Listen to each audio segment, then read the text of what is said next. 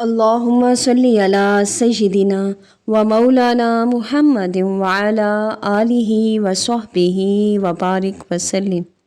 آج ہم ان چیزوں کے بارے میں جانیں گے جن کو کرنے سے یا جو عمل کرنے سے روزہ ٹوٹ جاتا ہے، یا اس طرح کہا جا سکتا ہے کہ وہ چیزیں جو روزے کو توڑ دیتی ہیں۔ اب وہ کون کون سی ہیں ان کے بارے میں ہم جان لیتے ہیں۔ کھانے پینے یا جمع کرنے سے روزہ ٹوٹ جاتا ہے، اس صورت میں کہ اگر روزے دار کو یاد ہو کہ اس کا روزہ ہے۔ حقہ یا سگریٹ وغیرہ پینے سے بھی روزہ ٹوٹ جاتا ہے، اگرچہ کہ اپنے خیال میں حلق تک دھواں نہ پہنچا ہو۔ پان یا صرف تمباکو کھانے سے بھی روزہ ٹوٹ جاتا ہے، اگرچہ پیک تھوک دی ہو کہ اس کے باریک اجزاء ضرور حلق میں پہنچتے ہیں۔ اور شکر وغیرہ اور یا پھر کچھ ایسی چیزیں جو منہ میں رکھنے سے گھل جاتی ہیں، منہ میں رکھی اور تھوک نگل گیا تو روزہ ٹوٹ گیا۔ دانتوں سے خون نکل کر حلق سے نیچے اترا اور خون تھوک سے زیادہ یا برابر یا کم تھا، مگر اس کا مزہ حلق میں محسوس ہوا تو پھر روزہ ٹوٹ جاتا ہے۔ اور اگر خون کم تھا اور حلق میں مزہ بھی محسوس نہیں ہوا تو پھر روزہ نہیں ٹوٹے گا۔ ہکنا لیا یا ناک کے نتنوں سے دوا چڑھائی تو اس سے روزہ ٹوٹ جاتا ہے۔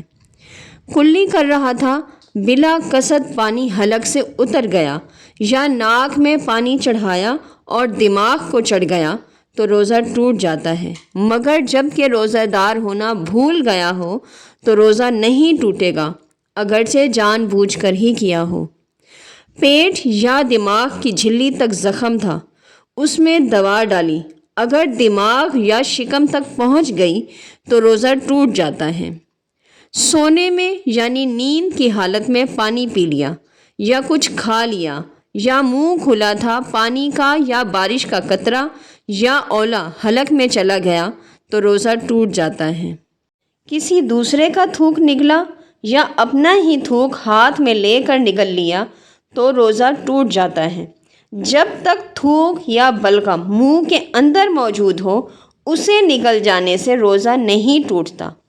بار بار تھوکتے رہنا ضروری نہیں ہے۔ آنسو منہ میں چلا گیا اور نگل گیا، اگر قطرہ 2 قطرہ ہے تو روزہ نہیں ٹوٹتا، اور اگر زیادہ تھا کہ اس کی نمکینی پورے منہ میں محسوس ہوئی تو روزہ ٹوٹ جاتا ہے۔ پسینے کا بھی یہی حکم ہے۔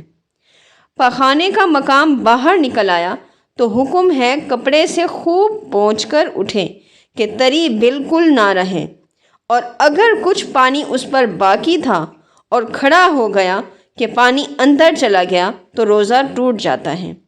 اسی وجہ سے فقہائے کرام فرماتے ہیں کہ روزہ دار استنجا کرنے میں مبالغہ نہ کرے اور سانس نہ لے۔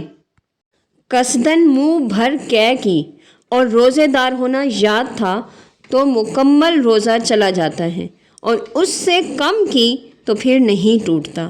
اور اگر بلا اختیار منہ بھر ہو گئی اور اس نے کچھ واپس لوٹا لی، اگرچہ چنے برابر ہو تو روزہ ٹوٹ جاتا ہے۔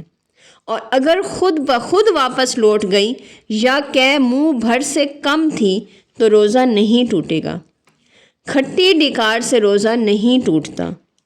روزے کی حالت میں انجیکشن لگوانے سے روزے کے ٹوٹنے میں علماء کرام کا اختلاف ہے، لہٰذا انجیکشن اور ڈرپ لگوانے سے گریز کرنا چاہیے، اور اگر سخت مجبوری کی حالت میں لگوانا پڑے تو اس دن کے روزے کی احتیاطاً قضا ضرور رکھیں۔ روزے کی حالت میں دمہ کے مریض کے لیے انہیلر کا استعمال منع ہے، اس کی وجہ سے روزہ ٹوٹ جاتا ہے۔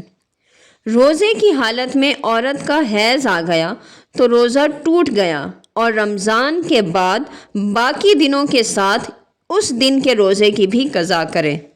اللہ تعالیٰ سے دعا ہے کہ وہ ہمیں بہترین روزہ رکھنے کی توفیق عطا فرمائے، اور رمضان المبارک کے تمام تر احکامات جاننے، سمجھنے اور ان پر عمل کرنے کی بھی توفیق عطا فرمائے، اور اس ماہ مبارک کے صدقے تمام امت مسلمہ کی بلا حساب بخشش اور مغفرت فرمائے۔